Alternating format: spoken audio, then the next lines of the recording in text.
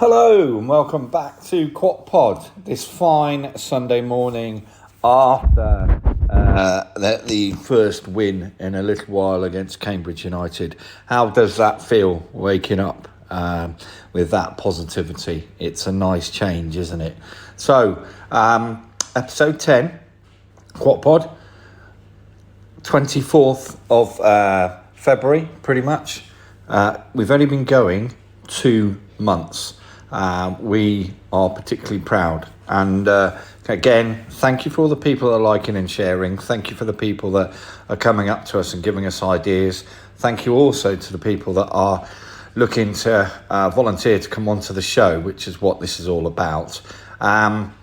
This show, we've got Chris Bumble. You will find him on XWeb occasionally, and Nick from Exmouth, who's they're both Exeter City fans, and they wanted to come on following Burton. So let's get the context to give a honest reflection of the state of the nation of the last 6 months to a year, and that's covering both the trust, the club, and the transition. So we do hope you enjoy that, and without further ado, enjoy.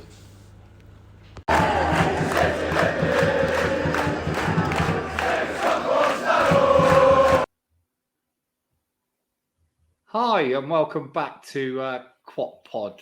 I think this is episode 10, and as I alluded to, it was deliberately going to be with a couple of, I call, they're going to kill me for saying this, fairly hardcore, mature City fans who do have their opinions. And I'm sure if you've been to an away end and you've seen me at a game, you'll probably realise who these guys are. So I'm going to introduce them, ask them to introduce themselves.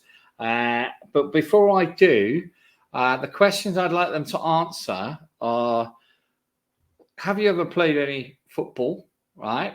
If so, what was your position? And if you're an Exeter player, who would you style yourself like, right? This could be interesting. I'm going to start firstly with Exmouth Nick, who's on XWeb as Exmouth Nick. Hi, Nick. How are you? Hi, Al. Thanks for having me on. Really good, thanks. I played football at a very, very, very low level. Devon and Exeter League back in the late 1990s. Centre back. I think if I was going to compare myself to a City player, it'd be Dan Seaborn. Dan Seaborn, and I believe you play for Exmouth Town. Is that correct? One start and 7 sub appearances, mostly for Honiton and Ottery St Mary. Really? So you have played a bit. Well, welcome to step 9 of the Devon and Exeter League, Al. Not very high. Well, I can say it's slightly higher than myself. So at that age, I was probably playing rugby, but that's another long story. Right, Nick, welcome. Thanks for coming on. Also going to welcome Bumble. Chris, are you there? Hi, Al, and great to be here. Thanks for having us. Absolute pleasure. So come on then, style of play, player you think you like, and I know this is going to be funny. I never played at the same heights as Nick played, but school football and occasional sort of, still played the occasional bit of sort of local with friends. Midfield, because I couldn't really run very far, so it was the position you can get away with, sort of not being too far away from the action at any point in time. I felt, although I was slow, I had a good eye and a good pass, so I'm going to put myself as a sort of Archie Collins style player. Oh, but and for the benefit of the those that are listening, you're about, I'd say 6'1", 6'2". That's so you'd be 5'11", mate. Actually, don't be fooled. Yeah, blimey, you must be wearing high heels. Always. So more of an Archie Collins. All right. So come on then. Bumble, how did you become a fan? And I'll come back and to Nick and ask him a question about that as well. I moved down to Exeter in 1992 from Leeds, and I used to go and watch Leeds with a mate of mine who was at school with, and I was missing going to football. And I met some new mates at sixth form down in Exeter, and one of the guys said to me, "Why don't you come along and see a game at City with me?" And off we went in '92. It would have been. one sort of September, October afternoon, and stood on the old Big Bank. And can you remember who it was against? I haven't got a clue, but I remember it was 0-0. But Right. I can't remember who it was against. So quite a good result, really, back then. Yeah, that's not a bad result. And to be fair, I can't remember my first game, but I was slightly younger. So, Nick, how did you get into football with Exeter? My dad was a season ticket holder, still is a season ticket holder. Took me and my brother along for our first game. Our first game was actually 1st of September 1992 versus Brighton. We lost 3-2, but it got me hooked, and I've been going ever since. Brilliant. And for a little bit of context, you both, without revealing too much about where you live, you both live out of the area, don't you? So is it fair to say home counties and South Midlands would probably be the best description?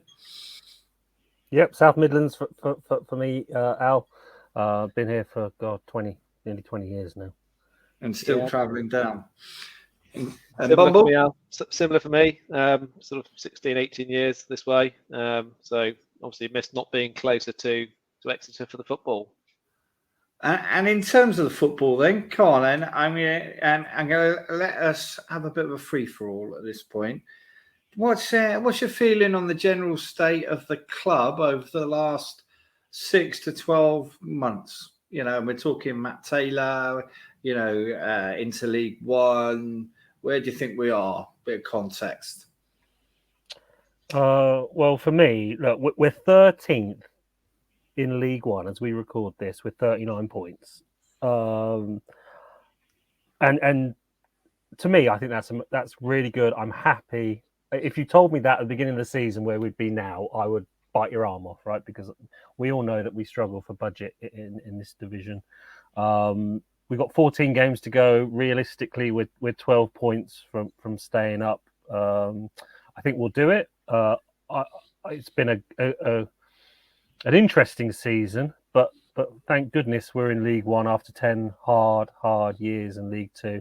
And obviously the number one priority is just staying in League One this year. I chat to a few friends on the terraces and a few friends on the WhatsApp groups who are talking about sort of playoffs, promotion earlier this season, and I just had to. They're a bit younger than us guys, and I just had to remind them about where we have been, our history, and where we are now. And I'm overjoyed we're in League One, but we do need to obviously stay here, and I'm sure we'll discuss what's going on at the minute, and what Gary Caldwell's inherited and what's going on at the minute. But yeah, overall, I'm obviously really, really happy that we're in League One and we look like we're sustaining that for this season. And Bumble, do you share a similar view? I'm going to probably go along with Nick a bit, but I think we've created a bit of an expectation. What's your thoughts on things at the moment? Yeah, I mean, I find myself feeling a bit disappointed sometimes, and I check myself. Look, as Nick says, we're 13th in League One, and we're only 6 places off our highest ever finish in the football pyramid. Which means that, actually, put it back in context, when you think back to the last time we got to League One, that first year we really struggled. And you remember that last game of the season at home to Huddersfield and Harley's winner in the sort of 82nd minute from the bank. That was the thin line between sort of going straight back down and just staying up. And look at us this year. It's a year of transition, isn't it? With Taylor going, Caldwell's come in. He's clearly got a completely different style, and he's building that style. And it feels like it stuttered a bit because we've got going with him. We had a great couple of results over Christmas and New Year, and then we could have fell back again, and you get a couple of results again.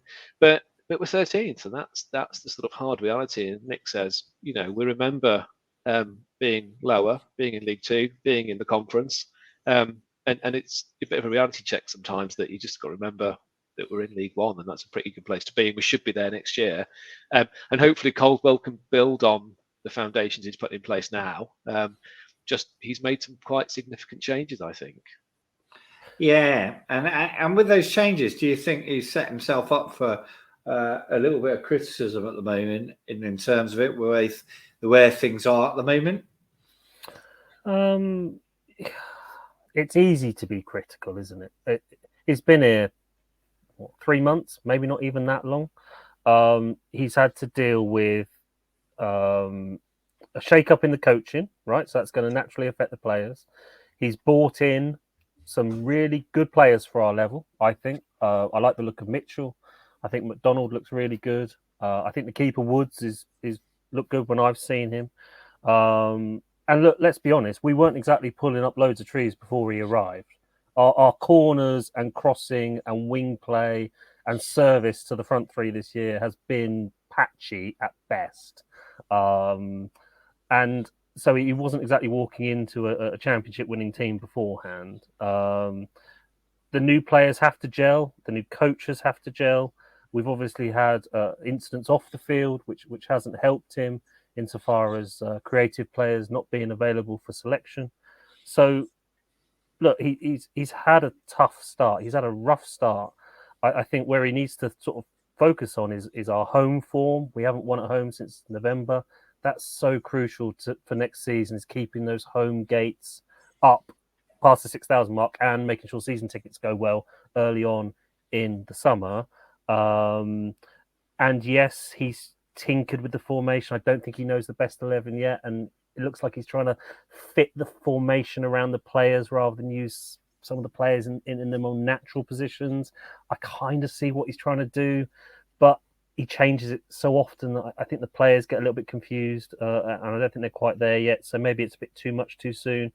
Let's get to 50 points, and then if we want to start tinkering in the last sort of 5-6 games, then go for it. But, you know, all in all, he's doing a good job under some tough circumstances. I think we've just got to give him a bit more time. Interesting. And I see Bumble put his hand up at one point in there. So go on, Bumble. Do you want to add into that or make any comment?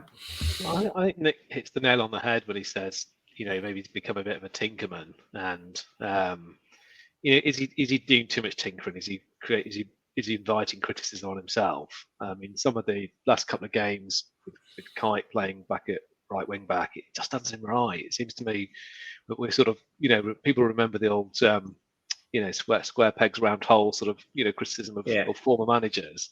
I think he's, as Nick says, he's inherited a good squad, and he's really added to that with some quality in the January window, and held on to players. You know, as Nick says, notwithstanding the fact we've got, you know, sort of problems with one or so of them. But I don't think he needs to do that sort of tinkering. He's got enough quality in those positions. You know, it seems inconceivable that you don't play Key down there, but what do we know? I mean, the thing is, you don't really know what goes on inside the football club. You don't know why he's not playing that position at the moment. Yeah. I'm going to, you know, be bold enough to say he knows a bit more about football than I do. But I'm a fan, and I'm emotional, and I want success, and therefore, you know, I kind of forgive him a little bit, but it gets a bit frustrating when all this tinkering doesn't produce any results. And I thought we missed a massive opportunity at Burton, for example, to take a point or 3 points out of that game. Yeah, and to be honest, I'm quite surprised about the fan base that have been quite so negative so quickly. It's kind of shocked me, because look, the last 3 years Tisdale was here, it was grim, right? We all remember the home form, and it took a huge amount of effort to get the motion on the trust paper to serve notice. And if we sort of put up with 2-3 years of that, and it's been 2 to 3 months of Caldwell, I don't know. I don't get our fan base at all, the way that they've changed, so gone from that so quickly to against it. Because is it frustrating? Yes. And I think when you see players like Nombe on the bench, we all know how good he is. It's frustrating when he's not starting, but we have to look at it bigger picture, I think, sometimes, and think, well, what is he trying to do with the formation? I don't think Stansfield's worked out quite as well as we'd all hoped, and I think that's disappointing. And I think coaching will get Stansfield where he needs to get to. I think we forget he's so young, and he's still sort of learning the game and learning his craft, and trying to understand where his best place is on the pitch. I actually think it might be a little bit deeper, a bit like on Saturday at Port Vale. I know it was an awful game, but I could see what Caldwell was trying to do, playing a little bit deeper. So I just think we've got to give him a chance. You know, it's unfair to judge him at the moment.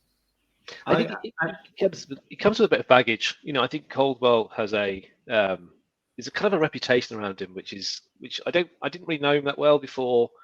I don't know him at all, but I didn't know his managerial history very well before he came to us. I sort of knew of him as a player because he obviously played at the highest level, and I think people that have an expectation that or have an experience of him that he's not succeeded particularly well at where he's been, and I think some of that's come directly into that negativity that we're hearing in pockets with some of our fans. I think he's a very thoughtful manager, and he's clearly got great contacts, which we haven't always had in recent years in terms of our ability or inability to bring good players in, and that's been sort of hidden behind the whole it's not an attractive part of the country to come down to. What it actually is. And he's just proved it. So look, I mean, I think he just needs a bit more time, doesn't he, to really stamp on it. I'm gonna share thoughts related to this as well. I mean, if you look at our average crowd at the moment, I think it's 6,740. I do like being precise. I had a quick look on the internet today, and I actually think that we've created a little bit of expectation, and I think that with Matt Taylor, he played a very attacking, aggressive, down the wing sort of play, and people got it and understood it. And I think you guys are seeing us changing the way we're going to play, and we seem to be conceding less goals, which was desperately needed. Even when a 3-2 at Plymouth is a prime example of. We scored 2, but we conceded 3. And when he says, I can see where we're going for the next step, I think the key thing for him is that it's got to come quickly. And I noticed that the game, they're advertising, I think it's 1,200 places left in the Big Bank and only 120 seats today. I think that's actually quite good, considering where we've been. And I think you're right, Al. We're not getting tonked in these games, right? We are not turning up and getting beat 3-0, 4-1, 4-0. We are holding our own. We're building from the back. I can see what he's trying to do is get us set defensively, and then he's missing that creative player, right? We all know what's happened with our main creative player, but I see McDonald being that player. I've only seen him a couple of times, but from what I've seen, he looks good. He's got Collins around him. I don't think the Harper experiment is going to work out. And I was surprised that Jay and Dieng were sold. So I think we've got gaps in midfield, but let's get to the end of the season and we can address that. But to me, I can see what he's trying to do. We're solid at the back. We're relatively solid. We've got a relatively settled defence. It's just we need to get that link between midfield and the front 2 or 3 just to finish it off and start scoring some goals. And it will come. It will come. We will crack it. It's just I can see what he's trying to do by building from the back. That's the main thing to do, is not to concede, and then you go from there. I think when he sold both Jay and Dieng, he was hoping I'd come out of retirement and play a bit of that silky midfield role again. Yeah, disappointed it happened. I'm still offended that you didn't take up the opportunity, but what can you say to that at that point? But we're getting there, and for me, he just needs. I mean, hopefully, if I'm match fit, I'll be down there at the weekend. And I think what everybody wants to see is a team that are, putting a few shots on target, being aggressive at home, and taking the game to Cambridge. And if you look at, and that brings us nicely on to sort of like League One. And having been to Cambridge earlier this year, where I think it was, from memory, it was a bit of a naughty goal against us. Or am I getting confused? Maybe. I didn't make it to Cambridge this season, unfortunately. Chris? No, I didn't either. You're not thinking of the FA Cup game, are you? I'm thinking of the FA Cup game. Oh, you're thinking of the FA Cup game where we had the dodgy ref. Indeed, a dodgy ref. So let's see where we go with Cambridge. So come on then, the league we're in, right? I don't necessarily buy into we're the smallest club and we've got the smallest turnover. Actually, we have got the smallest turnover, but there's reasons for that which we need to improve on. But that said, there are some big teams in this league. And where do you see it going? Who's going to win? Is it going to be Argyle? I think it's going to be Argyle and Wednesday in the top two. I think they look like the best two teams in the league. We shouldn't want to say that as Exeter fans, but that's the reality. Big budgets. I mean, there is a huge chasm in this league between the sort of the either the former Premier League teams like the Wednesdays and those that have got big budgets like Argyle, Ipswich, even Barnsley's, Derby. There's some real big teams up there. Which, to Nick's point earlier, that's why we're not going to make the playoffs, and it's just a pipe dream to think we can compete with that consistently over 46 games. But I think it's those two will take it, and then it's we all know it's a complete lottery as to which one of the other bonds will then take the playoff spot. But it's going to be Barnsley, Derby, Ipswich type teams that are in there, isn't it? Not ours. Yeah, and if you look at some of the teams who've played, and I think I've only missed, and I'm not bragging, I think I've missed 4 games home and away this season, which is a bit of a record for me personally. And I think the ones that I've been impressed with I thought Peterborough were good. And who was the team that just came down recently and great wing play and beat us at Exeter? I've just gone straight on my head. Not Shrewsbury. I think Shrewsbury. Say again? Charlton. Yeah. Charlton, sorry.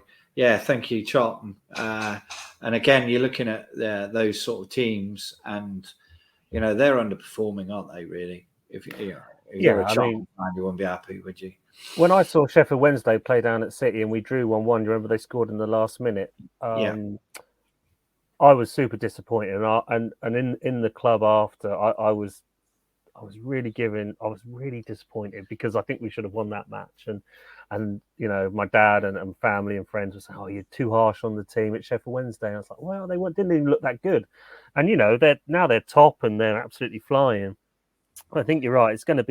There's a big gulf in this division, and it's weird because there seems to be obviously like the top sort of 6 or 7 who are massive, and then you've got that middle group of the Lincolns and the sort of Shrewsburys and us, and I'd put us in that sort of middle group with Port Vale and the other clubs of not necessarily similar size, but similar, I think, skill and sort of where we are at the minute. And then you've got the bottom sort of section: Forest Green, Milton Keynes, Morecambe, Accrington, and Cheltenham, who sort of kind of struggle. And I take a lot of pride in being in that middle section. I really do, because I think we're still punching above our weight when it comes to turnover and resource. I work with an Ipswich fan, really good guy, and they bought a player for £1 million in January. They just went out and bought it, and it's just different world, absolutely different world. And I think we have to keep reminding ourselves of that and not get too down on being in that middle sort of third of League One. I think that's commendable. And the team I look at in League One for us to replicate, I know they got a lot of grief from our fans because of whatever reason, but it's Wycombe. They are a similar sort of catchment area to us. They, they've historically been in non-league. I know they've got a big backer, but why can't we model ourselves on Wycombe? And they're a small club. Yes, they've got money, but they have done things which above their station. That they are always sort of on the fringes of that playoffs. They've been in League One for a long time. They've been in the Championship. Why can't we emulate what they've done? I don't see why that's out of the realms of possibility. And just interesting on that, I know that for the benefit of the podcast, Nick's been otherwise engaged today. He won't have seen much news, but I believe Wycombe are just about to lose their manager. I've seen a report that he's potentially going to Reading. So I might be completely confused, and if I've got that wrong, then that will come with time. But that's always a risk, isn't it, of that level of team losing out to what would be a local rival no more than 40 miles away. Yeah, really close. Real local rivals, those two. Yeah, so it'll be interesting to see what happens there. So what do the trusts need to do then? All right, let's talk about the trust and how they can energize us to the next level. Right? Thoughts on the trust, gentlemen? So I jump in first. I mean, I suppose I'm quite apathetic, which is poor, isn't it? You know, I was a trust member for donkey's years. I pulled out for a bit and came back in. I don't understand enough about what the trust does and how it operates. I mean, I kind of understand the trust, right? I get it all, but I don't understand the detail of it because I'm not, I'm not bothered enough to go to meetings, and that's because I don't feel connected well with it. So I think it's partly my apathy. I think it's partly the trust needs to do more to connect with people like me and Nick and you who are longer term sort of members of that trust and have been part of it for approaching that 20-year mark or not too far off that now. So I sort of feel a bit unsure about what the trust's at and what it's doing, and I always felt over the years we could have stronger communication, stronger engagement with the trust, and I guess a feeling that we're perhaps more involved in some of the decisions that take place. Interesting. Nick, your thoughts?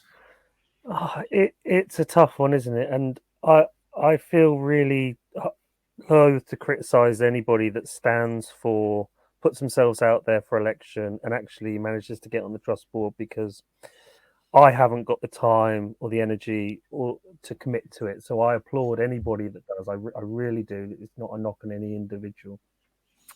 I do think that sometimes we don't focus all of our energies on being a football club.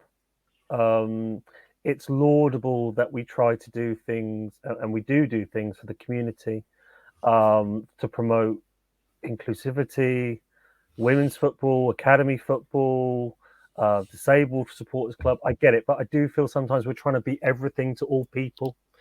We're trying to sometimes be so focused on the community side of things that we take our eye off the ball when it comes to being a professional men's football club, men's first team. It's really hard for a club of our size with our resources to be everything to all people. If you're Chelsea, Man United, a championship club, you've got the people, the resources to focus in where you need to. I think maybe we just need to come back to centre a little bit and remember who we are and why we're there. We're there to be successful on the pitch for the men's first team, because that's what brings the money in. That's why we're here. That's why the fans go every week. I'm not saying necessarily stop everything else, but I think we just need to maybe refocus our efforts in the trust to just remember why we've been here since 1904 and what people have been coming to watch for 115, 120 years is the men's first team, and just maybe really refocus on that a little. Also, I think we need to do better on our marketing and on our merchandising. The club shop is just not doing it for me. That the offering from the club is just not there. The trust needs to be holding everybody in that club more accountable. We need to make sure that every penny we're spending on marketing and comms is getting £1.50 in return. Expanding our range and our reach when it comes to marketing and comms. I don't think that the trust push the club enough on outside events, especially in the summertime. We just don't do enough. We need to utilise every square inch of that place throughout the summer to maximise our revenue. It's been a long time since we've done anything at the park in the daytime throughout the summer, and I think we're really missing a trick there. That revenue gap in the summer is huge, and we're just not doing it in the week, and we're not doing it in the summer, and that's not a new thing. But if I was the trust, I'd be really pushing the club to see what plan they've got over the next sort of 2 to 3 years for off the field income, because apart from the boxes, that's a finite resource. We need to be thinking smarter if we're going to be the next Wickham of League One, and really pushing on the field with the resources. We need to really focus and get our off the field revenue working really efficiently, and we're just nowhere near. Interesting. And I know we were, for the benefit of the podcast listeners, we all went to MK Dons, and thanks to Bumble at this point, or should I say his good wife, I went, I'm getting it wrong. Nick didn't go because he was in America. But we went and saw the offering, and I know I've looked at their financial reports. I think before COVID, they did 41 non-football events at the stadium. And I know it's a completely different offering. I get that. I understand that. But I think last year they did 19. And I think when it was really entertaining seeing the players come out, because there were so many fancy dress outfits from the darts tournament that was going on at the time. It was, it just shows you how much income they can make, and it is brutal, their business plan. You can see exactly what they're doing. Nick, it's fair to say you're probably thinking along more those lines from what you just said. Yeah, I mean, we haven't got a massive event space, right? So I don't expect us to be hosting the snooker and the darts, but more sort of local events. I love the beer festival that we have, the Beer and Cider Festival. I know we can't have concerts in the evening because of the local area, but then, all right, well, let's start them at 11 then. Let's do the Exeter sort of festival, local band, battle of the bands, up till about 8 o'clock, 9 o'clock to get the license. I think it will help now that the pitch is in better shape, because we won't be too scared to cover it, and there won't be so much work going on it over the summer. Full props to the ground staff and the club for investing in the pitch. I mean, you can just tell, but I'm watching the game, the Shrewsbury game, how good it looked in the middle of sort of, February, early February. Yeah. When was the last time it looked that good at this time of year? So absolute credit to the club for that, and the ground staff. It's really, really top draw. So I think that will help. But we just need to start thinking in a way which enhances our revenue streams outside of the football season. I mean, it was probably 12 months ago that these non-executive directors came onto the trust to help us with our commercial income. Yeah. There was 4 or 5 of them, and I remember the trust talking them up. Oh, they've been in with Sony, they've done this, they've done that. Well, I've seen nothing in the last 12 months from them. I don't know if they're sitting in hospitality, drinking wine and having lauding it up, but I've seen nothing. So if they're not going to do anything, then get them off the board. Indeed. I'm going to be slightly more generous than Nick's interpretation of their the means, but I think this is the point that I'm making, that I want to hear a bit more communication. I'm sure I'm going to give them the benefit of the doubt. I'm sure they're working hard towards something, but I don't know what they're working hard towards. And I know what it's like to lead teams, and from a professional perspective, communication is the key to stopping people sort of making up their own interpretations of what might be happening. And I think there's, without that communication, which I just feel isn't quite there at the moment, it just leaves that void. And I just want to kind of pick up one thing Nick said. I think anybody that puts themselves forward and actually serves on the trust, I take my hat off, because I wouldn't do it at this point in time. I'm just too busy, and I'm not sure I'd do it if I wasn't too busy. You're probably coming for a lot of flack. And I've just massive respect for them. And I just think, again, back to communication, if we can just be clear about what our strategy is, where we're going to sort of invest and spend, and what our priorities are, I think fans can buy into that a bit better. The trust model is there to be expanded. No two ways about it. It is not big enough, given the fan base. There should be more people who are members of the trust. There should be more people paying more money within the trust. So the opportunity is there, in my opinion. We just need to find a way of unlocking it. So here's one to throw out, which I know you weren't expecting. Is it time to move to a new ground? No, not to a new ground. I don't know where we would find the space within the city limits. I'm quite happy with our ground. I love being in the city centre. Is it time for a new ownership model? Is probably the right question, rather than the ground. And the honest answer is I don't know. If I was to win the lottery tomorrow, would I want to go and buy City? Yeah, of course I would, right? Because it probably would cost me 4 million quid.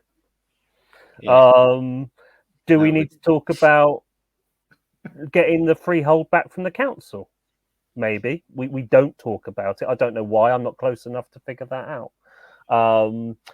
If another person came along tomorrow with 5 million quid or so on to buy City, what would that look like? I don't see private investment as necessarily a bad thing.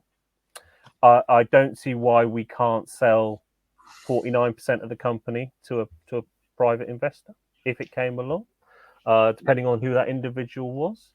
I want to see City in the Championship.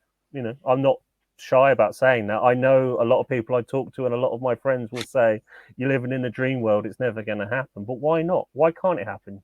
Yeovil were there, Wickham were there.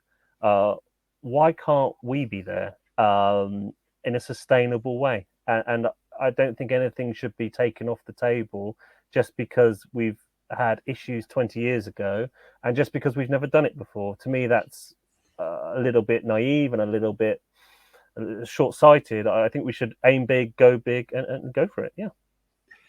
It's interesting you say that, and I know that you've listened to some of the other podcasts, and I know that other people would have listened to, in particular, AFC Wimbledon and FC United of Manchester that has just come out.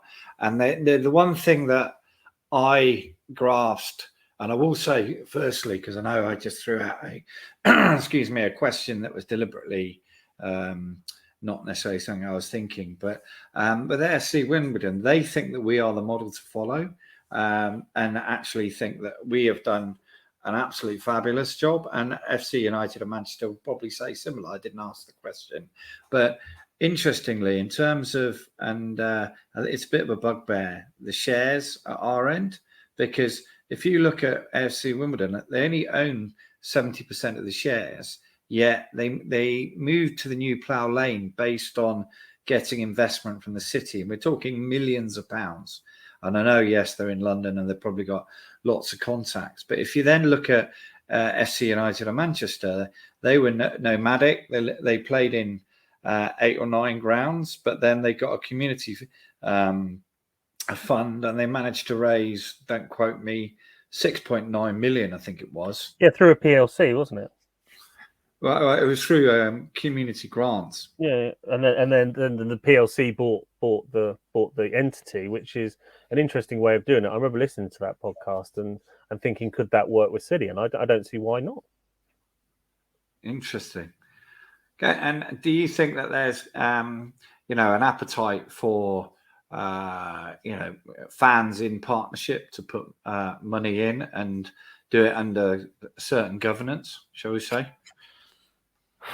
I don't know. I mean, a tricky one, mate. I remember Red or Dead, right? And I was a Red or Dead donator, and I know many others were. But let's be honest with ourselves: we were nowhere near raising that amount of cash we needed until Man United happened. Yeah. So, and then it's the trust model. If we can't do it then, when we're on the brink of extinction, will we be able to do it now? Unlikely, I would say. It's the trust model today. I mean, how much money actually goes into the club year on year through trust subscriptions? It's a drop in the ocean compared with where we are now in terms of our expenditure and our turnover. So this is perhaps where Nick's coming from when he says, private investment isn't necessarily the evil that it has been in the past, and that a lot of clubs are owned through private investment. Here's my take on it. Do you want your 15 minutes of fun almost? Because I think what happens with private investment is, that things are good. Argyle, for example, money goes in, you do well, you have a great success for a period, you go up a league or two. Your owner gets bored, your owner has a reason to pull out and needs his money back for some other reason. The money goes away, the whole thing collapses, you drop back down, you have to bounce back to where you were. Versus the stability of the trust model. I think that's the open sort of position. And that's the sort of the option effectively. That private model never sustains itself forever. It's just every club goes through it and has a dip at some point.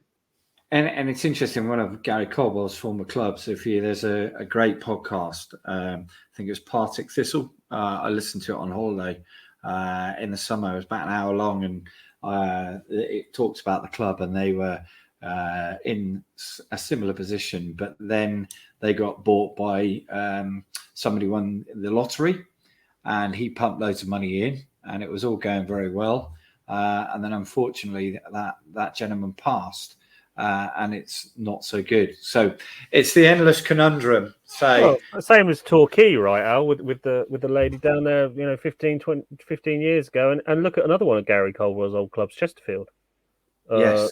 They were in League One not only probably 10, 12 years ago, and look at them now. So I'm not saying that I want somebody from Saudi Arabia to come in and buy the club, and and the trust have nothing to do with it. But if we sold 25% of our shares to a private investor who's a local businessman, an Ivor Doble type, a lifelong fan who's got some money to burn and wants to invest in the club, then I don't see what's wrong with that. And that's a really good place to sort of like pull that together. One thing that I'm going to point out in terms of communication, that we had the fans forum related to finance. That was on the 19th of January, and the report was going to come out within a week or so, quote unquote. We're now on the 20th of February, which is obviously a month later. And I think to Chris Bumble's point, these things are a little bit frustrating, right? And there's probably a good reason why that report hasn't come out. But, at the end of the day, it's about communication. And I think, and I know what you guys do for work, which I'll share after the interview a little bit. And I think that there are some fairly clever people out there that could have some real input. And I think that is something that we need to latch onto to take the trust forward. But in the meantime, that was quite deep. We've got about 5-10 minutes left, if that. The running, where are we going to finish? I mean, we'll be somewhere around where we are, if not marginally lower. I mean, I'm excited and petrified about April at the same time. I mean, I'm excited because there's some brilliant games to go to, like Sheffield Wednesday and Ipswich and the Argyle game at home and Peterborough away for us as a ground I've not been to. Some great new places to go to. But in equal measure, all of those are incredibly difficult games. And be typical City will probably walk away with about 12 points from those games. And we'll fail to beat Cambridge, like we failed to beat Burton and Shrewsbury. But I mean, it's going to be a tough April. I remember us having this conversation when the fixtures came out in June last year, and we said, I hope we're not going into April needing many points. Otherwise, that's going to be a really nervous time. I don't think we are going to be needing too many points, and I think we'll pick them up, as Nick has said. So, yeah, it'd be great fun, but we'll be 14th, maybe 15th is my guess. Oh, cool. Optimistic. Yeah. I like it. Nick? Yeah, I think we'll be 15th, 16th, 17th, somewhere in that little section there, probably, just below, Charlton and Lincoln, that sort of patch. I think we'll be fine. I think we'll pick up our points before that really tough run of games in sort of Easter time or in the Argyle game kicks it off. So I think we'll be okay, but I think we'll finish 16th or 17th. And then it's all about sort of building over the summer for next year. There's going to be a lot of players out of contract. It feels like a real transition this year, like Chris said earlier. A lot of our homegrown talent, I think, will leave. I think players like Nombe may go. And it'll be a real clean slate, I think, next season. I think it'll be unrecognisable, actually, looking back when we look back in August on the team we've got now. So, interesting times. But like every team, it always needs to go through transition. It needs to refresh itself and reset itself. So I'm not worried about it. I'm quite excited about it. Funny, isn't it, Nick? I think we started this year feeling a bit disappointed that Taylor hadn't really added much to the squad. And we thought, we've got a struggling League One. I wish he'd brought some, fresh blood in. Caldwell's going to do that big time in the summer. I mean, if you think the activity he did in a January transfer window when he was very new to the club, give him the whole summer, he'll make a big change, I think. And it's blown the myth that you can't get players down to the southwest, because if you can get lads from Hull, Edinburgh, and other places to come to Exeter, I think it'll be not as difficult as we think. Well, as we all know in our personal careers, you can go anywhere if the money's right, right? The money's right. It's all about the money. It's all about the cash. Look at Argyle, right? They have no problem in attracting And also, quality right, talent. it's not a bad part of the country to live in, right? We all love it. We've all lived there, and we want to live there again someday. It's hardly the least, attractive part of the country with a beautiful countryside and coastline, and Exeter's a lovely city. So I don't buy it that it's hard to get people down there. No, nor do I. And I know that we spoke before the interview or the recording. You haven't seen the pictures of the training ground. Now, I'm going to say that I wasn't. I didn't vote for it, although I did support it. But I have my reasons for that, along with financial governance, and it's probably slightly more expensive than, from a project management perspective, I would have spent. But looking at it now, we are where we are. It looks phenomenal.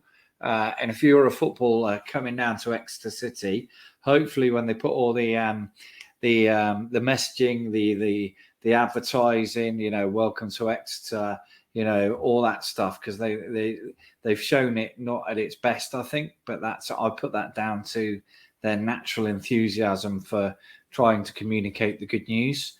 But once that's done, we're a world away of the 90s, the 80s, where people like Alan Tong on the first podcast said it was almost to the point of embarrassing.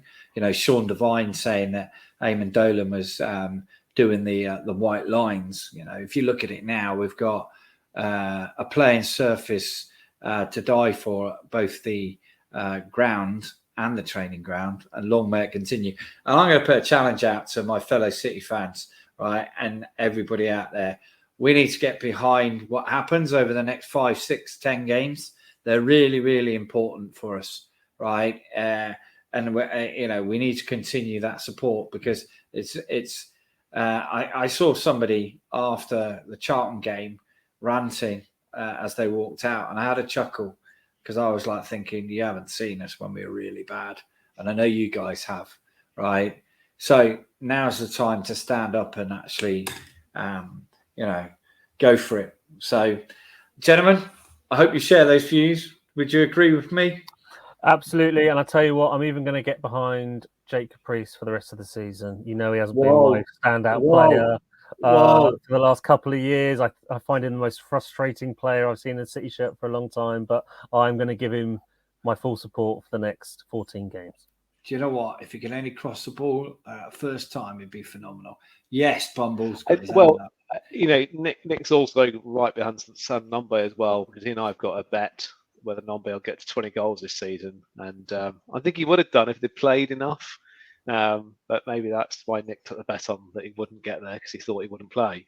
Well, I thought he'd be injured, but not dropped. But so maybe he's been dropped, so he can't be injured, Nick. I don't know, but there's still hope, mate. We're only about 5 goals away, depending on if we can work out our disagreement on what 20 league goals, Chris. Again, Oh no, I know where these bets go. I've been there before with you guys. We'll be arguing for the next 15 years.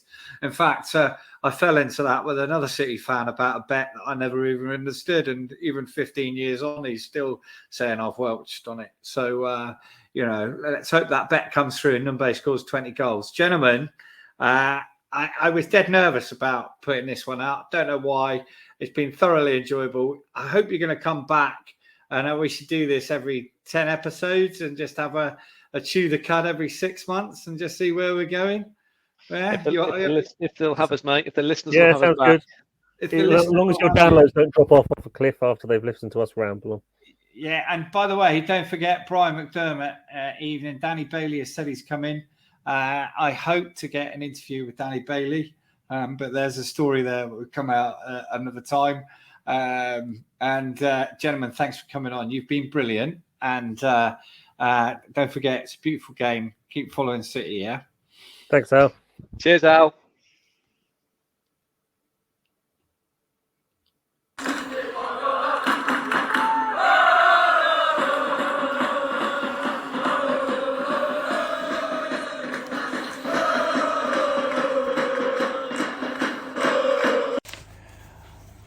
it's that time. It's the end of the show. And just to clarify, I know it's not the 24th of February. It's actually the 26th of February. But it has been going pretty much 2 months. Right. Nick, Bumble, thank you very much for them to coming on. I thought they were constructive and they made some great points. I'm sure everybody's got their opinion, and I really like some of what they said, and I actually really agree with a lot of what they've said. And it's also interesting to say, particularly after the result today, yesterday, that maybe we should, with the transition, give a little bit more time. So I hope you enjoyed them. They will be coming on the show again. Shameless plug, Brian McDermott, evening, 24th of March, before the Accrington game, World Wide Web, ticketsource.co.uk, details on Facebook, details on Twitter, tickets available around the ground if you find me, if you know me, and also the mysterious flagman, he's got the tickets, plus a few other people, and there is some outlets around the Exeter area that are selling tickets as well. Super excited to, to see the prizes coming through, and we'll announce some more details about them shortly. I believe we've got a paddle board as an example, and various other fabulous things for the Adam Stansfield 9 Foundation and for the Stay Free Foundation as well, which will be absolutely brilliant. And who can forget, we've got Giles Ashman Master Ceremonies. We've also got Paul Beer doing the auction at the end. And for those that know Mr. Beery, he is very good at what he does. A note on the viewers. I'm going to point out that a shout out to the download in Vietnam. That's a new one on us. And also the Maldives. Now, I was wondering, and we did joke with the guys, whether it might have been somebody on their honeymoon. So let's hope it didn't disturb their honeymoon too much. Or they could have just been on a wild holiday. Yatesisms, as I was corrected, obviously we didn't lose to Plymouth 3-2. Maybe I tried to forget what happened after that. If you're looking to buy tickets for the Adam Stansfield, for the Brian McDermott evening, then find me at Wickham Away. And as for our next show, it is an international one. And it's again taken quite a lot of planning, so thanks to the researchers. And I really look forward to that. That's going to come out in about a week's time. Enjoy the show and have a great end of the weekend.